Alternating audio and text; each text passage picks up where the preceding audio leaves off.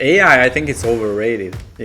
I follow a lot of influencers or gurus, whatever we call them, experts. It's a nicer word to use. But I follow these people, and I can see on my feed on Twitter, Facebook, Instagram what they do, how they automate processes and all of that. And I think if you have a larger business, it makes sense because you have a lot of things a lot of data, a lot of processes to automate and, automate. But I think for most businesses, especially smaller ones, it's just a hassle, and probably you would be better just to focus on your sales and marketing or your product.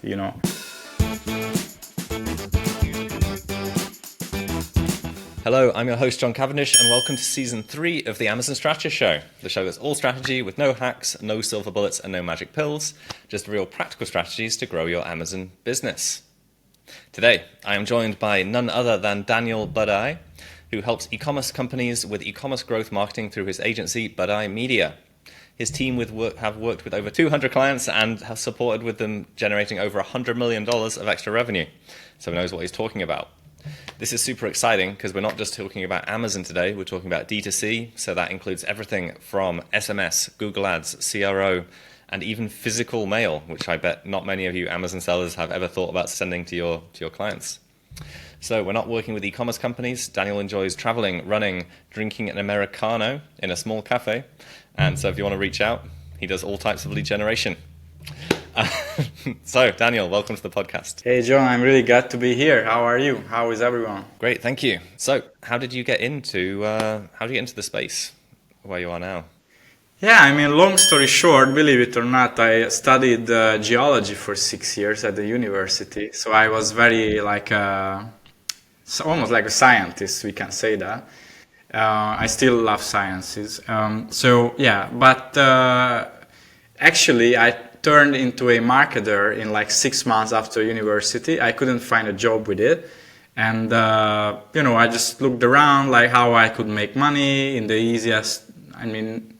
easiest and fastest way. When you are young, that's definitely a thing. So really my motivation just, making some money and have a nice life. And that's how I ended up being a copywriter. And I registered to Upwork, to this freelancer platform. I got my first couple gigs. It went quite well. And after a while, I just hired copywriters. And I moved more into e-commerce and e-commerce strategy. So we hired designers. We hired even account managers after a while, salesperson, So yeah, basically we turned into an e-commerce email marketing agency. And around COVID and in the last few years, we turned into an e-commerce growth agency. So we added more services like website conversion rate optimization, Google Ads. And I would say these are the 3 main services now besides email. So that's where we are now. And this e-commerce growth, business growth thing is really what we do nowadays. Cool. And when clients come to you and they're, you look at, I guess you get to see a lot of D2C businesses from the outside in and then from the inside out. What are the things that they're usually not focusing on that would give them the biggest kind of leverage to grow? When we have an initial meeting with someone, I ask a lot of questions about their businesses. It makes them a bit bored or pissed, that the whole call is so slow because I ask so many questions. But, I just really try to see where they are. And everyone has different problems, of course. But when I have to mention one thing, I would say the website and the conversion rate of the website.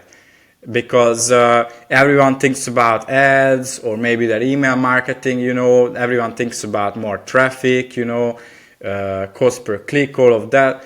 But the purchase happens on the website. So that's your store, right? So they don't really think about the website, most businesses. And I think they would better off if they think about the website more, how to make it more, how to build more trust, how to use more social proof. That's the most common problem for small businesses, simply just social proof. People, they don't believe it's real, it looks like a scam because there are so many these days. So that's the most common issue.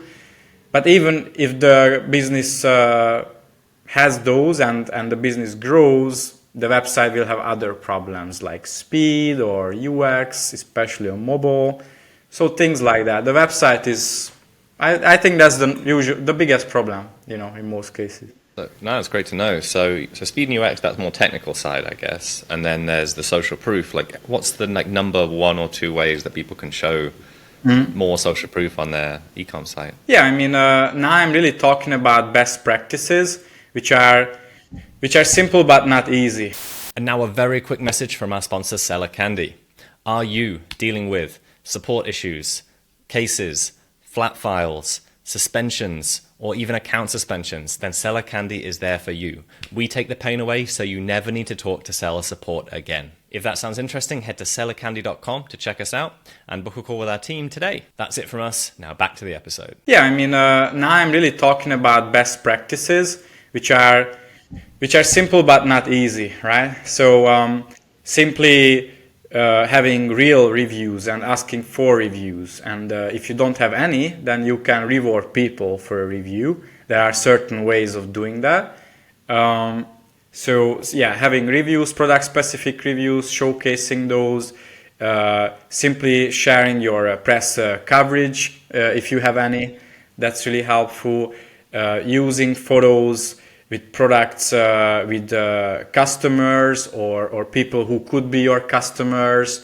So many beauty brands, they use models who are expensive, very, beautiful models. On the other hand, an average customer, in most cases, they are not models. So they will not feel like, okay, this could be me. It rather builds a gap between them. So I always say that rather you could use just regular people almost from the street to use your product and take a photo, that's just more relatable. So yeah, there are several best practices for this trust building, basically. Awesome. That was really interesting. So we're no longer looking for aspirational models. It's actually like everyday people work better than aspirational people.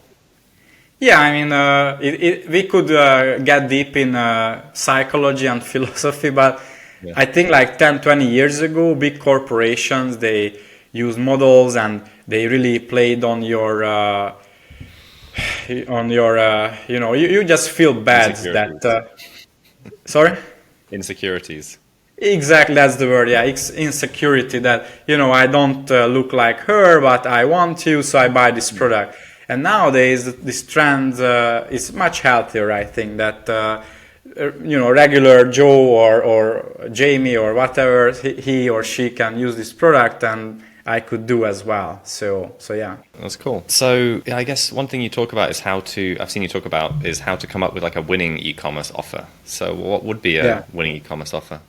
Yeah, so most recently we dive deep into the winning offers of 8-figure companies. We dissected quite many and I made a guide out of this. And what makes a winning offer? So there are multiple things, but I would say one thing is to have a big, bold idea.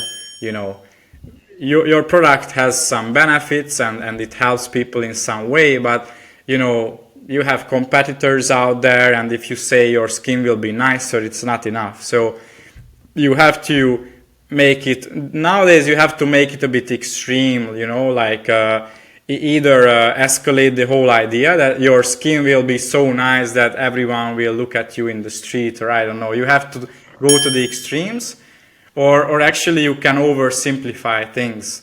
And just make it super simple, simpler than other products, so everyone understands it. So you have to have some big, bold idea, taking your benefits to the extreme. I think that's a big thing. And then something that is related, having a big, bold promise. I just saw this company. They promised that your hair growth will increase after 3 months, I think, and they have a guarantee on this, which is pretty bold, I think. Hair growth, that's a very difficult topic for man. So that's one thing, and then other would be that you really think about market sophistication. That's a bit more advanced idea, but you should see your competitors, how saturated your market is in your region. There are categories where there is not much saturation, like I don't know, even crypto. Like a couple of years ago, there was not much saturation there before it became trendy.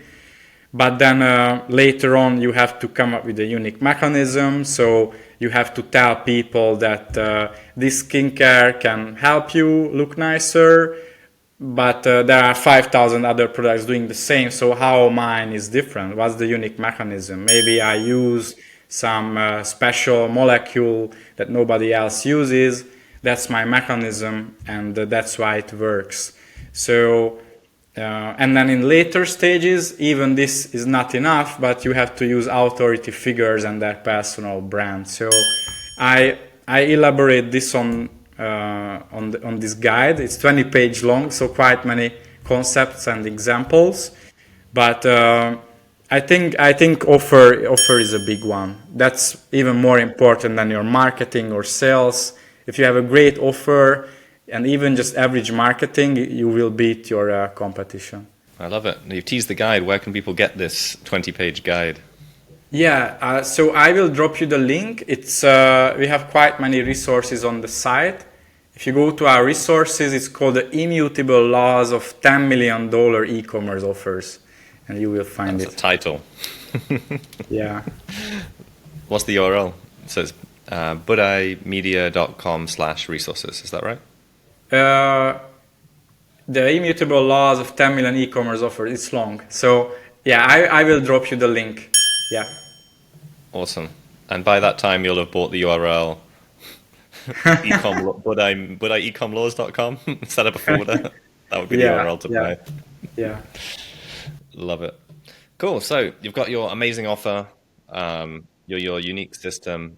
Obviously we can't go through everything in your guide right now, but what do you think is the most undervalued marketing channel right now you could be using to take this to market? Yeah, sure. So I think SMS marketing is still undervalued, and now it has its renaissance, especially in the US. In Europe, there are more legal things, it's a bit more difficult, a bit more expensive, but especially in the US, Canada, it's really trending, and it's still underutilized. So, we tested this with many brands, and the ROI is the best on SMS marketing. It's not as scalable as ads or email marketing, because simply you will have fewer people giving you their phone numbers. But once you have it, then almost everyone opens your text messages that you send to them, and the click rate to your website, it's like 10%. So that's very high. I think you will never get that with ads or with email. So yeah, SMS, and that's undervalued. And sending these the logic of SMS marketing, it's very similar to email marketing. You can set up automations. They are triggered by a certain action. If somebody buys, somebody signs up, somebody leave their cart, and you can send them a text message. It's automated, but you can also send them manual campaigns similar to email. You can send that whenever you want. And I like saying this, that it prints money, because you have a list of 10,000 people, you send them a campaign, and it literally makes money in a couple hours. So, which is just so good for a business. So yeah, making money is the outcome we want. These SMS lists, do these have to be lists that you generated yourself? Like, what can you do to get SMS lists? Yeah. So these are subscribers. So how I like thinking about it, it's retargeting your existing website traffic. So it's because you have buy email like lists like emails. I mean, you can, but it's not legal in B2C. In B2B, I'm actually not sure. Maybe you can. But I know in B2C e-commerce, you cannot just buy and, text message people. Actually, the fines are very serious, like 5 or 10K per contact, something like that. Wow. So, yeah, you don't want to do that as a B2C company. So, just out of interest, I mean, I'm just making my mind go crazy thinking about it. Like, if someone else has an SMS list, can you piggyback on their list and get them to send out campaigns for you? Is that legal? Yeah, so what is a big thing about this is getting the consent of people, and without that you cannot really do this. So you can do everything you want if you have their consent, and They ticked a box saying from me, my partners, anyone I've ever met in my life, any of my friends, as long as you've if concluded they everything. accept it, then yes. If they accept it, then yes. But it's quite serious, actually. You will be surprised. It wasn't like this like 5, 10 years ago, but now you have to, they have to check the checkbox. It cannot be pre-checked, so they literally have to do that, and you have to add, some privacy policy stuff, links, and all of that. So yeah. It's a good thing for us, not wanting to get spammed. I think so. Yeah. No, I love it. It's super cool. So when people come to you, what's the reason they usually come to you? Like, what are they struggling with, and why do they want support? Yeah, actually, these days it's quite a mix, I would say, because we repositioned ourselves 1, 2 years ago. We became more like an e-commerce growth company. And now I can see those people who come to us and they literally tell me that, Daniel, we are stuck with our growth and we don't know what to do next. So that's why we came here for an audit. And they don't have an idea what marketing channel to focus on. They literally want us to grow the business. So just this week I talked to 2 companies, and we went through the website, their ads, their emails, all of that. And believe it or not, the website is the biggest thing for both, as I said earlier. But we still have those people who come to us and ask for email marketing help, which was our original first service when we started. So now it's a mix of these two, basically. Yeah. No, I love it. Super cool. So yeah, if you are a D2C company and you're not sure where to focus your energy, I think going to talk to Daniel seems like the number one thing you can do. Yeah, we will. What we do is we run free audits on your marketing channels, your business, and we find the low-hanging fruit. And it's not so. It's done by 3 people actually, like somebody who manages ads, somebody who manages the website, and an email expert. So it's multiple people, and we try to see how you could grow in the most efficient way. I like saying this, that we don't just, hit one nail with the same hammer, like only email marketing or only ads, but we really see what would be the best next step for you, basically. I love that, yeah, because in the end of the day, we all have a toolkit, and I feel like, we always see the problem with the hammer that we have. So if we only have one hammer, then the problem is always that problem, because there is always something we can fix. Yeah. Love it. Cool. Thank you for sharing, Daniel. So we're coming on to the next bit of the podcast now, and this is called a controversial take. So do you have any, I'm sure you do, debatable or controversial opinions related to Amazon or the e-commerce industry that you'd like to share, get off your chest? Yeah, so one of them is, I don't know if I should say it, but I will. So AI, I think it's overrated, I follow a lot of influencers or gurus, whatever we call them, experts. It's a nicer word to use. But I follow these people, and I can see on my feed on Twitter, Facebook, Instagram what they do, how they automate processes and all of that. And I think if you have a larger business, it makes sense because you have a lot of things a lot of data, a lot of processes to automate and, automate. But I think for most businesses, especially smaller ones, it's just a hassle, and probably you would be better just to focus on your sales and marketing or your product, because I try to read these articles and videos and really see why it's a big thing that they say that this changed my business, my life, whatever. And then I check it, and I think yesterday I just saw this Instagram reel that the guy shared a 1-minute reel. I came up with a new lead generation system with AI, and it changed my business because this can write cold emails, highly personalized cold emails to each lead. And I checked the reel, and in the last 2 seconds he showed the screenshot of a real email, and it was too 2 seconds is too short to read the email, but I just took a screenshot and I read it. It was quite long, but the email wasn't something very, I don't know, I think you can do it without AI, basically. So it wasn't something amazing. Yeah, I mean, I think AI is okay for some of these tools. Like Clay is pretty good, using it for AI outreach, but it's expensive. It's not like a cheap tool to use. Yeah. That's why I'm saying if you are a larger business, I understand.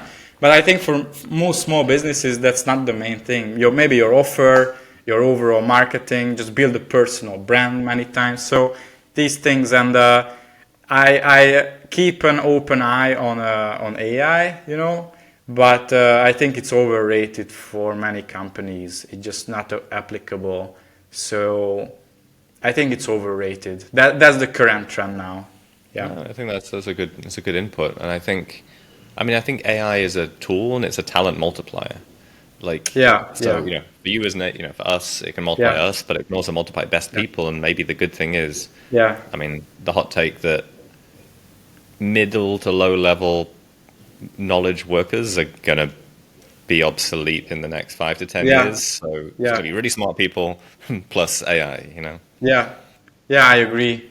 And there was a debate in my team if it helps the juniors or the seniors more. Many people, they say it helps the juniors because they can do high-level stuff with AI. Yeah. But I really think it helps the seniors more because they know what is good quality and what is not. And the junior cannot tell you. So they will just duplicate, not shit, but, not high-quality exactly. stuff. Mediocrity. So, And exactly.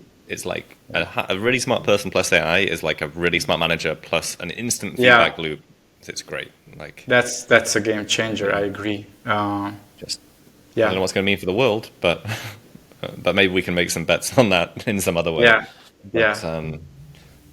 You don't need people to do grunt work anymore because you have you can use AI. It's awesome. I love it. Yeah.